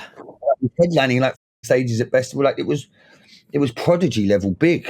It didn't feel like that at the time, but what's mad is when people like I meet people now and they're like, oh man, like it defines like some people's like festival experiences, like going, like seeing people that they related to and grew up with, like dubstep fans, and then being able to go and watch them at the main stage at festival and like that, it meant a lot to a lot of people. Whereas for me, it was sort of the end of it. We were making pop songs over dubstep, which weren't particularly an allowed thing. But I never looked at it as a dubstep project. I looked at it as a pop project. Right. I mean, because there was a lot of flack. I mean, Yeah. when you had your sort of post dubstep sort of like your Joy-O's, George Fitzgerald's, like etc. It was. And like there was that cool sort of sound coming through. We were like the complete other end, but I mean, we knew that's what we was doing. We want mine and Benga's goal from when we were making songs on PlayStation to get this sound as big as possible, and we did that. And then we handed it over to America, basically. That's really interesting. I've never heard you say that before. Okay, so that was always a sort of explicit goal in your head. Was what I mean is, it's. We were proud of the music we made. Like, why would you not want as many people to hear it as possible? Sure, yeah. It was when you put it like that, yeah. When everyone got really pissed that there was a Britney Spears dubstep track, but me and Benga were buzzing off it, because if you think that was our child, there's not many people who can who we were like. I'm not saying we were the first, but I mean it was something that got invented via, not saying just us, but I mean, yeah, absolutely, totally. In 2002, me and Benny were the 12 and 13, 14-year-old who were like making a stir and coming up with something new off the back of something we were trying to create. So for us, it was a very proud thing when we seeing like dubstep songs getting Grammys, regardless of it as us winning them. We were like, yeah, man, we done what we wanted to. We got it out there as big as possible, you know. Absolutely. I mean, that's not necessarily an attitude. Sorry, go on. I'm having arguments with people, right? Because I'd be like especially Skrillex. Like Skrillex is a prime example. I used to get for being like I'd stick up for Skrillex because I deemed him as an extremely talented producer. He always gave props to us. So it was like, I think like it got really confusing for me, because I was like, is what I wanted wrong? Like I wanted it to be as big as possible. Like I always did, man. I was proud of it. I'm not proud of it. Like it doesn't matter whether I'm proud of how the sound turned out, but I mean, the term and the movement is that's I wanted it to be as big as possible. It was because I wanted the world to know about it. It wasn't specifically represented how I wanted to, but I mean, you can't. It's my child dubstep. It's and I still feel the same way about it now. Like I'm not. My finger's on the pulse of it a lot more than people know. But I mean, it's always like it's like my long lost kid. I'm keeping an eye on. Do you know what I mean? Yeah, totally. I mean, you know, everything. I mean, that all absolutely makes sense. I mean, there's a kind of an alternative view, and I guess as you were saying that, I've really sort of like comparing it in my head to the way drum and bass has been over the years, and the degree of like the protectiveness that people in the drum and bass scene kind of have over that music. And it kind of ebbs and flows, but I've never had the sense that you know, the guys who are really, you know, sort of the important guys in the early jungle scene, I don't think they had that mentality. Is that fair? Is that right? Am I right in thinking that? And I'm not saying it's any better or worse, but it's just. No, I didn't perceive what you were saying. Is like, no, I guess so. Like I guess it's the first time I've really said that, like actually in the interview. But and I probably should have said it more at the time, because it was probably stopped a lot of arguments between different social demographics of people who was involved, who would have said they was involved in the scene. But I mean, yeah, I can't really comment on. Well, that was my impression of it anyway, though. You know what I mean? I mean, it was quite gatekeeped with it, jungle and whatnot. But I mean, yeah, it's the same. It's the same thing as you can go to techno, like with being underground resistance, but then Richie Hawtin being the bigger, like, do you know what I mean? Yeah, totally. Yeah, that's a good analogy, actually. Yeah. Same in jungle with, like, whether you go back to Photech or like Nookie or like the old Tom and Jerry cats or Tango and Cash, like but there's that route, but there wasn't. Yeah, no, you're right. There wasn't really. I can't really remember someone that really. I was going to say Goldie, but I mean Goldie's still very much made his sound, and his perception of D&B is probably different to an 18-year-old now. But I mean, no, I suppose there has always been, I think, an underground cool element of, like, it wants to be just us. But I mean, I guess what you've just been describing there is more analogous to the UK garage mentality around that music. Yeah, bang on. Yeah. But I suppose I always sort of perceived that. I mean, obviously we came out of garage essentially. Did you ever hear about the garage meetings? I heard about the drum and bass meetings, jungle meeting. I didn't know there were any garage ones. No, the garage meeting was what influenced for the meetings, that the drum and bass meetings. Is that right? Okay. It was like Dream Team and Ed Case and all them lot, yeah. And basically, like, there was a new strain coming through, whether that be 8-bar, grime, dubstep, or whatever. Yeah. And it was like they used to hold meetings, right?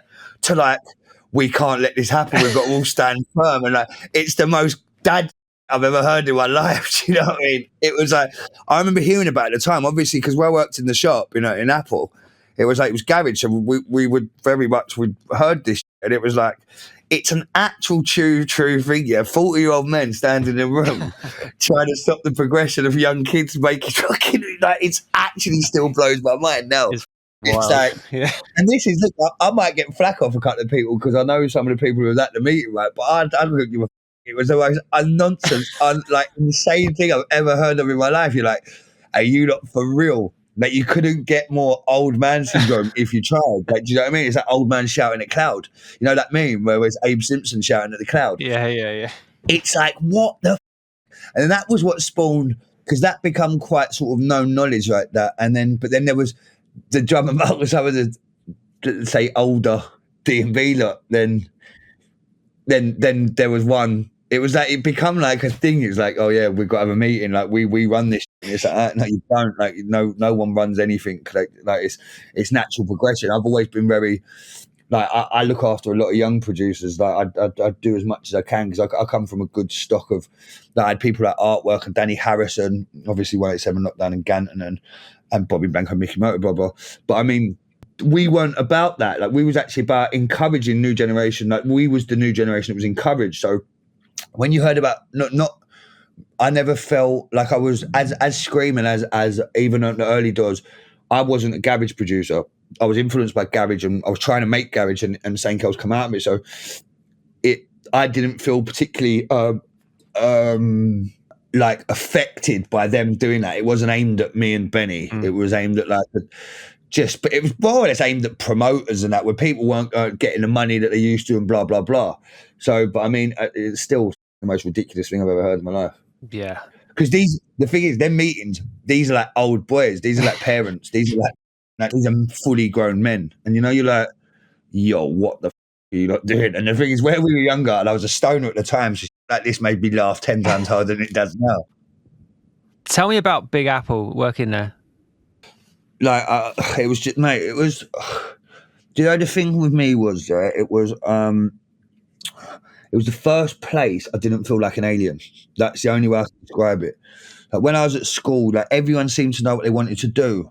And so when I started realizing I liked music, obviously my brother worked there, but I couldn't go there when my brother was there. So I used to break into his room. I used to break into my brother's room to use his decks and that. And it was, so I'd have to go.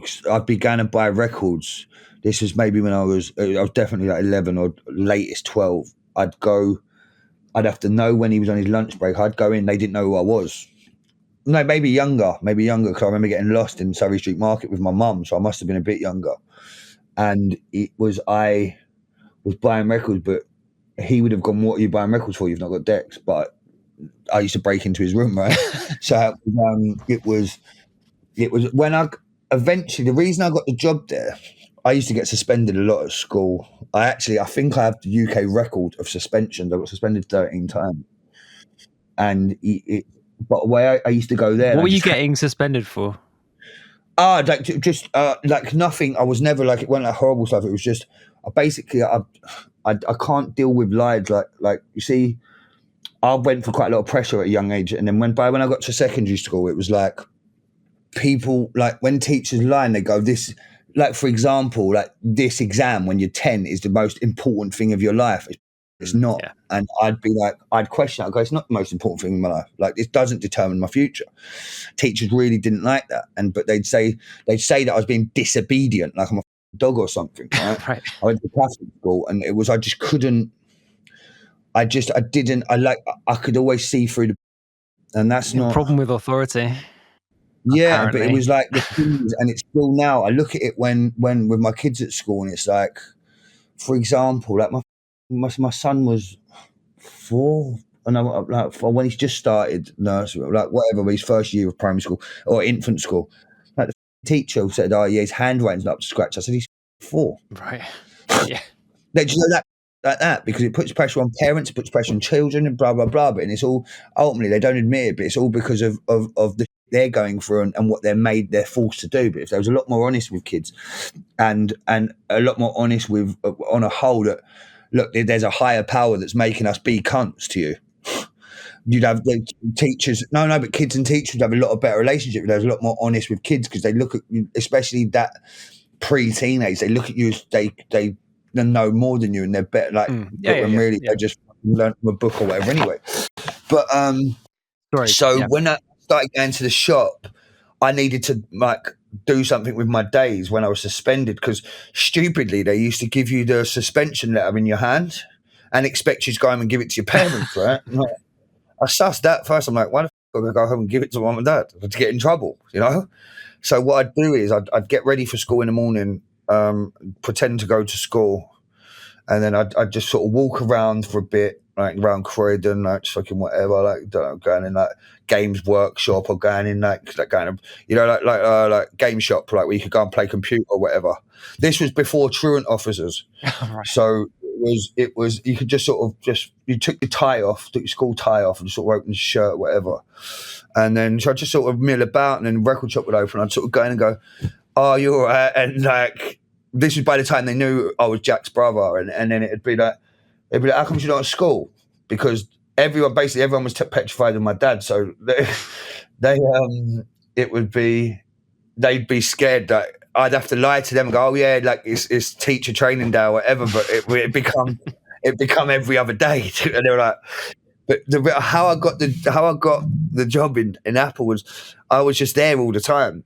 Like, just not buying records, I was just there. I just liked it. I really liked to actually listen to tunes on that all day. And then, like, listen, if you're going to keep hanging about, get behind the counter. Right. And then that was how my job started. So, like, I must have been, what year do you do work experience? When he's 16 or something, usually, is it? No, it's not, because I think it's about 14 turning 15, because they're getting you ready to leave, right? Right. But I remember I'd been working in Apple for I think about maybe a year and a half before work experience, right? No, it's year 9. It's year 9 you do work experience. Right. And I had to pretend, and everyone in the shop, like John and Arthur and all that, had to pretend that I was on my first day and I was doing work experience. Not that I'd been there for a year and a half anyway. So, like, you could basically, someone from the council or someone from the education thing comes down to, like, see how you're getting on at your work experience. I had to, like, dumb myself down going, oh, so how do I sell records and how do I do this? But it was like, I've been working there for ages anyway. So it was, mate, honestly, that place, like, it was, like, it's really, like, I cried when you remember, like, record shops closing and, like, you remember that era. It was a really era, man, for everyone. But like, I cried when it shut. But I mean, it was the first place, regardless of my age, like where age wasn't a factor. Right. And I used to love it. So, like, for example, I was having conversations with businessmen like who was buying records on their break, and then I'd be having conversations with like ghetto kids, or like all walks of life. And there was, when you walked through the door, all perception, everything was gone. Like you was just there because you all loved it. Yeah. And I think a lot of people from especially the early record shop days will have a similar type feeling or story, regardless of what age you entered that. It was, you felt like you never really, like, it's never really sort of popular people, like or people who would deem like the cool. There was never really a cool kid who come in. It was always someone, like, everyone has their first record shop entry. You don't really know what to do. You don't know how to approach the till. You don't know what to ask for. You don't want to ask for a song if it doesn't make you look like, if it's cheesy or whatever, like that perception. But I mean, everyone's got that first record shop thing. Because mine was, I didn't realise, the first time I went in the shop, I must have been 10, 11. So I went in and I didn't realise I broke one of the cardinal rules of record shops. I said, can I listen to that song? And it's at the top of the racks. You've got to get on a ladder to get it. Got it down. At this point, they didn't know I was Jack's brother. So that's what I was talking, sort of touched on earlier. And then I got them to play it, and they said, "Oh, do you want it?" I said, "No," and left. It was only when I started working there that I realised it's the worst thing you can do. Like, it's literally like the most frustrating thing you can do, because they've got to get up, get it, play it to you. You listen to the whole song. You don't want to buy generally, 9 times out of 10, anyone who does like that, anyone who wants to listen to the entire song, they're not going to buy it, because they know if you're going to and you ask for a song, it means that you know what the song is. Right. And I didn't realise I broke the cardinal rule, and they were like, it's like the look you get when people do that. It's like it's like, I suppose if you get it 10 times a day, it becomes quite tedious. But the shop was just magical. Like, again, like the main thing for me was it made me feel like I had a space, and I actually had somewhere where I felt at home, I guess. And it's like, look, it was a really cool crew there, really. Like, look, whether it be JJ Lewis from like Southside, and even Sammy B, who's Skeptronat's manager now, used to run, what was it, Essential? He ran Essential Distribution. And like, there's people like Paul and Stilly used to do all the like things, like magical things. Like on the Friday, I'd hang around and like they'd let me have a beer or whatever, and like you'd wait for the distributors to turn up to hear the new records that come out the next week, and it was like really felt a part of something, you know. And it's why I touched on again. I was so like I burst into tears when they told me the shop was shutting, because I was like where do I get? Luckily, like the sort of Velvet Room stuff and then Plastic People, there was still that community, but it was still like I felt like at home, you know. It was like so if you actually look at the influence that shop had, as much as Rhythm Division had on sort of grime for us. Like, look, Loafer, I was there when Loafer first brought his first demo in, which was Indian Dub. And it was like this, if you ask him, yeah, he was petrified, he was shaking when he'd come in. Yeah. But we were all really friendly, that was the thing. But then it takes you back to your first record shop like entrance. Oh, it's always extremely intimidating, for sure. Extremely. Like, do you remember going Black Market back in the day? Like? Because I used to go to Black Market because my brother was working at the shop and I weren't meant to be buying records and meant to be whatever, because obviously I didn't have decks. I'd tell my mum that I was going to Croydon with my friends. I'd go on my own, get the train up to Soho, and I'd be like, keep looking at my watch, like I've been like 45 minutes now. It's going to start getting on top.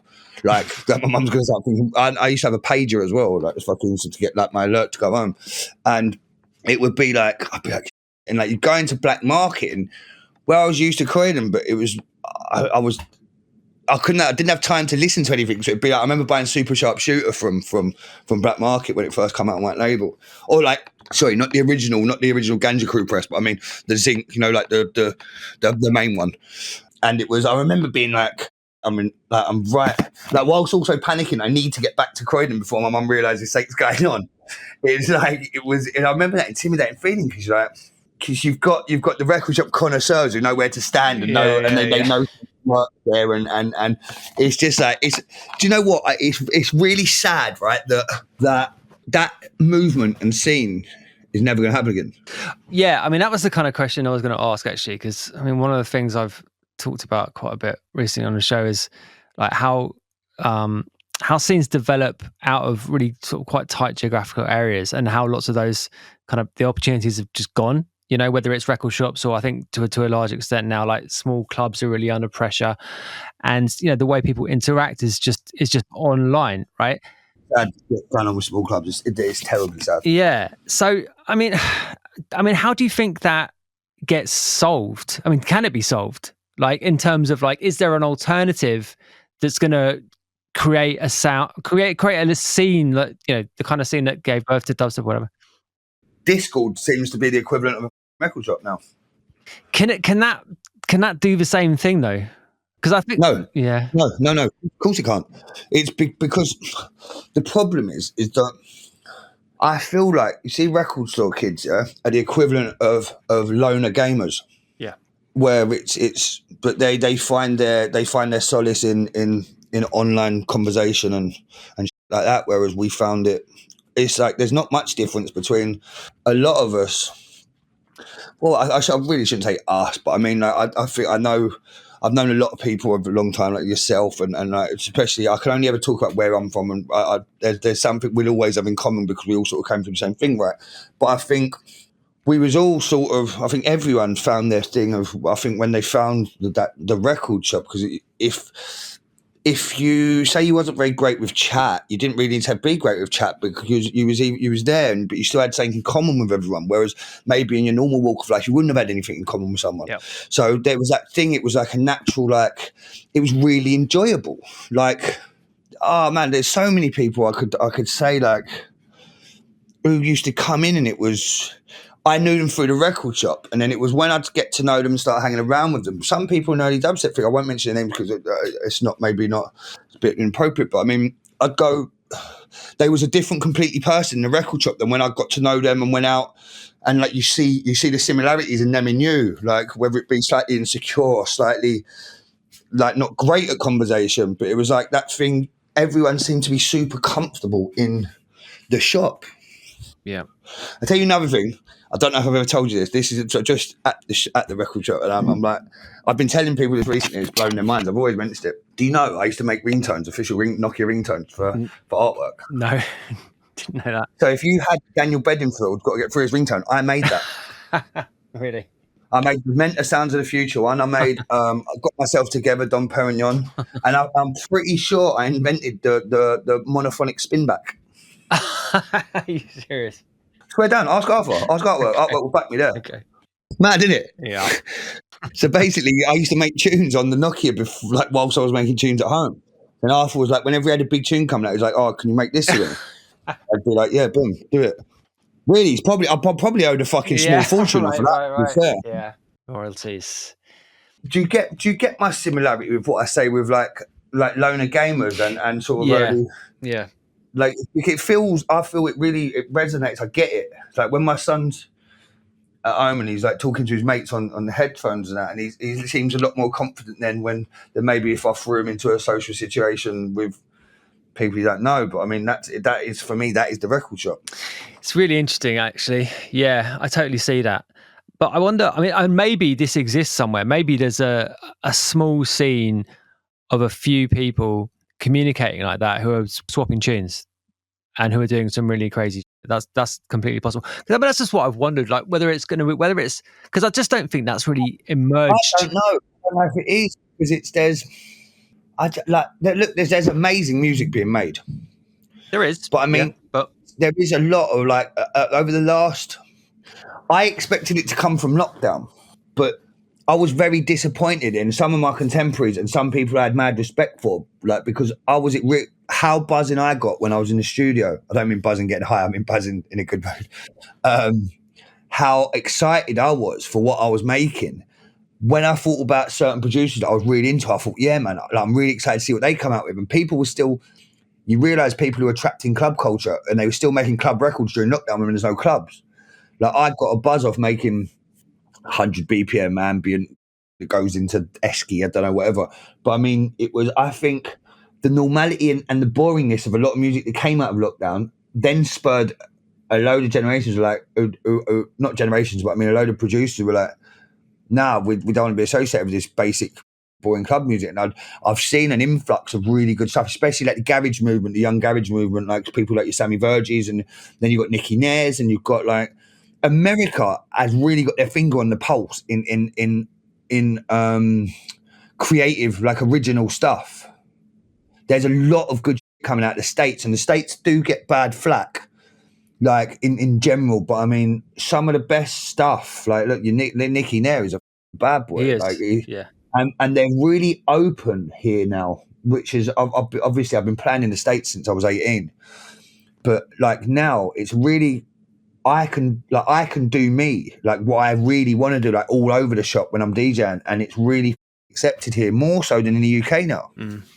Yeah. I mean, I just wonder whether, I mean, like, absolutely, there's like examples of great stuff, and there's great producers making great music. The problem is there's a really high influx of. Yeah, I mean, that's absolutely true as well. I think that I'm getting a lot of trouble saying that but what I mean is, it's safe. There's a high. Right. Rather than saying shite, there's a high influx of safe music. Yeah. And it ain't what my, like, for me, that's not my I don't want my demographic to be safe. And that's why this Skreamizm 8 record is probably not going to do as great as I think it should do. But at least I can stand there and go, like, a lot of people don't have this mindset of like, it's like, how much money can I get out of this? Whereas mine is actually, is this going to be like a stepping stone, like on something where I can go, yeah, like it's my body of work from that time, and I'm really proud of it. But I'm not actually thinking of how many gigs can I get out of it or whatnot. It's like it's content, and I think there's not a lot of feeling of content anymore in a sense of there's ulterior motive. Like some people will make tunes to get more DJ sets. Yeah, I mean that's always going to be bad music to be. But you know that not because the studio's their safe place when they feel comfortable and feel like they're most like vulnerable almost, you know, like where you can. It's like my studio is, if I'm really badly stressed or whatever, I know as soon as I walk in there, whether I'm making something or whether I just hit play on one of my synths and just about for a minute, like I'm instantly de-stressed. Do you know what I mean? And I think it's always been my safe place. Not safe place, that sounds like a little bit. No, I absolutely know what you mean. 100% know what you mean. Yeah. And then that stems back to record shop, and I think that ties back into what I was saying about the record shop and like that. You know, like it's where you are actually genuinely happy, like in that environment. And I feel like that just the environment in general is gone because obviously, and then touching back on the Instagram thing and what your level of success is. My level of success is if I've got time in a day where I can go and sit in the studio because I'm at a point where I can do that. So that's success for me, being able to go and be in my happy place whenever I choose. Yeah, totally. So regardless of the financial situation, you know? Yeah, absolutely. So, okay, the last couple of things. There's two shows that I want to ask you about specifically. First of all, when you played at Panorama Bar very early on. Yeah. Tell me about that. So I think I've had a brief conversation with you about this, but I've never really heard the story properly. So tell me about, when was it? Like 2006 or something earlier? Yeah, it was. Do you know what? It was mad. It was when, like how the world turns out. It was when I first met Cassie. So Cassie was, I was being filmed on the day, and I went down to Hardwax, and that's how I met the Hardwax crew. And it was, what was the main guy's name with the long hair? Torsten. From Hardwax, yeah. So like I like, my memory's obviously a little bit shattered over time, but what the story I've always said, and like it was, he was there. It might be worth asking him about this as well. But I was on really early playing dubstep in Panorama Bar, which is ultimately like a high level quality house room, right? Generally, the highest, arguably. Like, yeah, you know what I'm saying. Like yeah. So I probably sort of undersold it there, but you know what I'm saying. So it was they booked me to play dubstep, right? So that was all good. Like there was. I didn't really, like, it's only now I didn't. This is well before Bergheim was what it is now, and so what it's perceived as being now. This is that Love Parade era. Yeah. Right, so because Love Parade was on, it was that weekend. Love Parade was on that weekend because I remember taking a pill and I left the club at I finished at about 12, and I was walking outside. I was like, why is there so many people here, like, ain't it shutting soon? And someone was like, I remember someone looking at me whilst I'm puking in the stones outside Burgoyne, right? But what happened was, so I used to have quite sensitive skin. It makes me sound like such a wanker. But, and smoke machines. So basically, the early door smoke machines had some sort of chemical in it, and it used to make my face come up in a really bad rash, Right. and make my face really itch. And the guy, whoever was manning the sound desk and the smoke machine, I asked him to stop doing it, and he kept doing it. And during this time, I'm still fairly young and I'm still fairly Croydon, right? And I said, don't do it again. And he kept doing it. He was winding me up. Like, it was terrible. Like, and it was Torsten who sort of ran over before, let's say, it escalated. Right, okay. But it was like, can you imagine? Like, I already felt insecure being in there playing what I was playing. Yeah, but right. was driving, just winding, like, but I don't know why you do that. It doesn't make any sense. But he was doing it because I asked, if you ask someone to stop doing something and they don't stop doing it, Yeah. well, look, there's a lot of situations you could say that where it's just not okay. Do you know what I mean? And I don't know what. I doubt the guy still works there. But it was, yeah. What did people make of your set? To be honest, I can't really remember, man. But I didn't leave there on a low. Yeah. Like, if that makes sense. Like, I remember leaving feeling like it wasn't like, oh, that was a really bad show, or like it didn't work. It was, people were there, and there were some people who knew what I was playing. There was like, it was the first time I played dubstep to a guy in a full gimp outfit, like tied to the front of the booth. But it was like, a lot of my dad's friends owned gay clubs in London when I was growing up, so I was used to. It wasn't like some stuff I'd never seen before, Yeah. So it was like, I just enjoyed it. Around that time, regardless if it was Panorama Bar, it was anywhere else in the world, the sound was still so early. I didn't expect to go anywhere and it be like especially in another country. I know it sounds so silly now, but I was there representing something that people ain't heard before. So I was a lot more accepting of it not being London. Yeah. And it was because I was very proud to represent this music, So the other one was the dubstep set at Coachella recently. Yeah, the DoLab one. Like, well, the thing was, when I was looking, so that was never planned. The DoLab is for people that don't know, the DoLab is always secret guests, and there's always a big secret guest. And they asked me to do it. When I looked at the set lengths, it was only an hour, and I'm like, but the DoLab is somewhere where you can actually, people expecting something surprising and something they're not expecting. So when I looked at the set time, I thought, I can't play house and techno or disco or anything in an hour. Anything with songs over 3 minutes, you can't do in an hour, right? And I thought, right, like, I know what's going to work here, but I don't.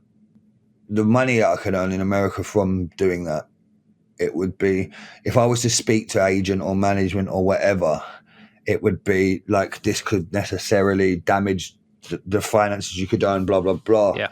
So I didn't tell anyone I was going to do it until I was at the airport. And then when I started to think, right, well, I need to test the water here because like the sort of rise in tech house and stuff, I didn't want there to be a load of people turn up to see me play what I'm not gonna. And then I sort of tested the water, and I said, I'm not sure. I put it on Twitter. By the time I landed and got there, I turned up, and at that point, I was sitting with John Summit and a couple of other people at stage, and at that point, it was like, oh, what are you going to play? I'm like, I really don't know. I don't know at the minute.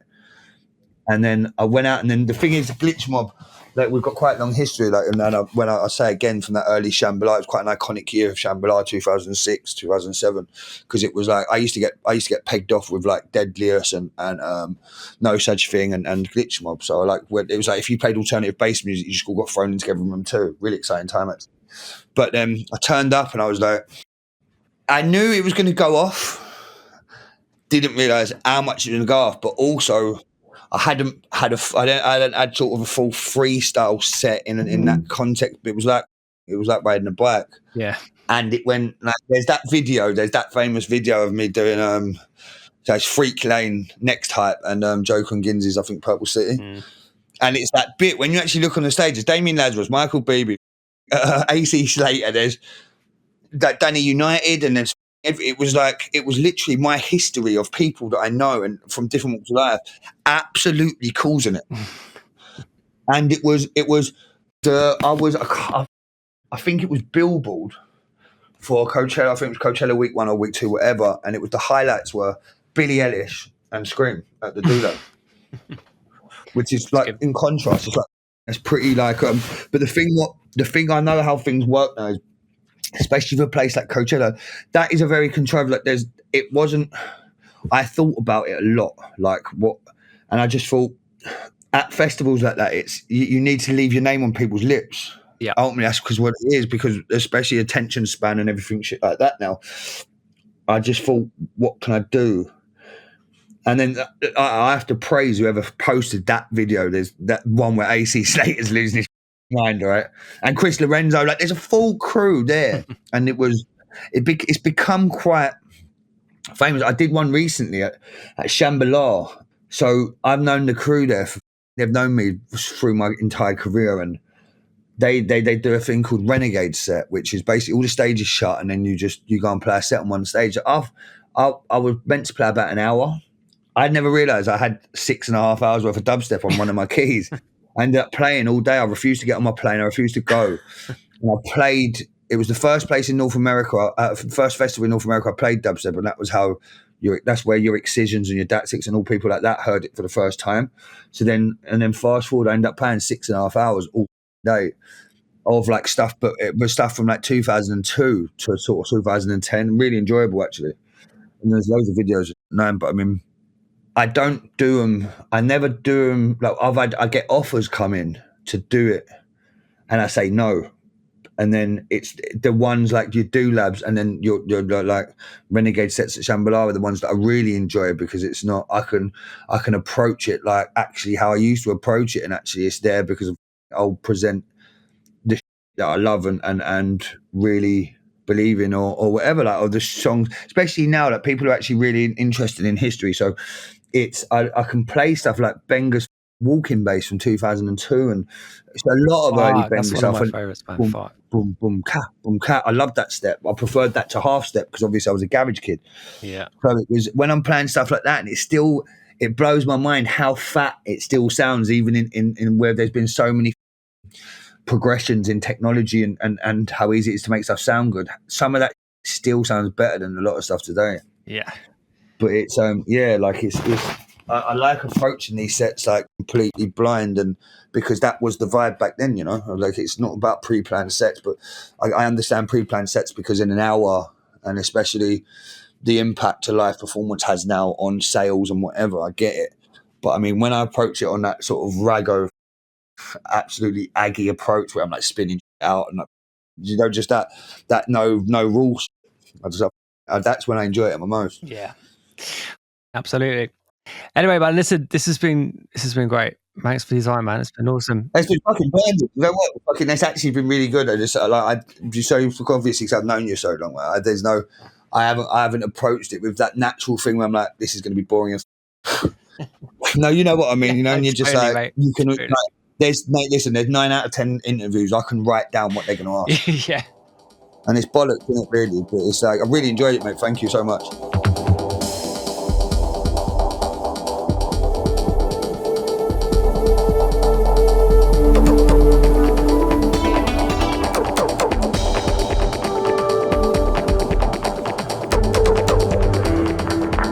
Music, not diving, with Scuba.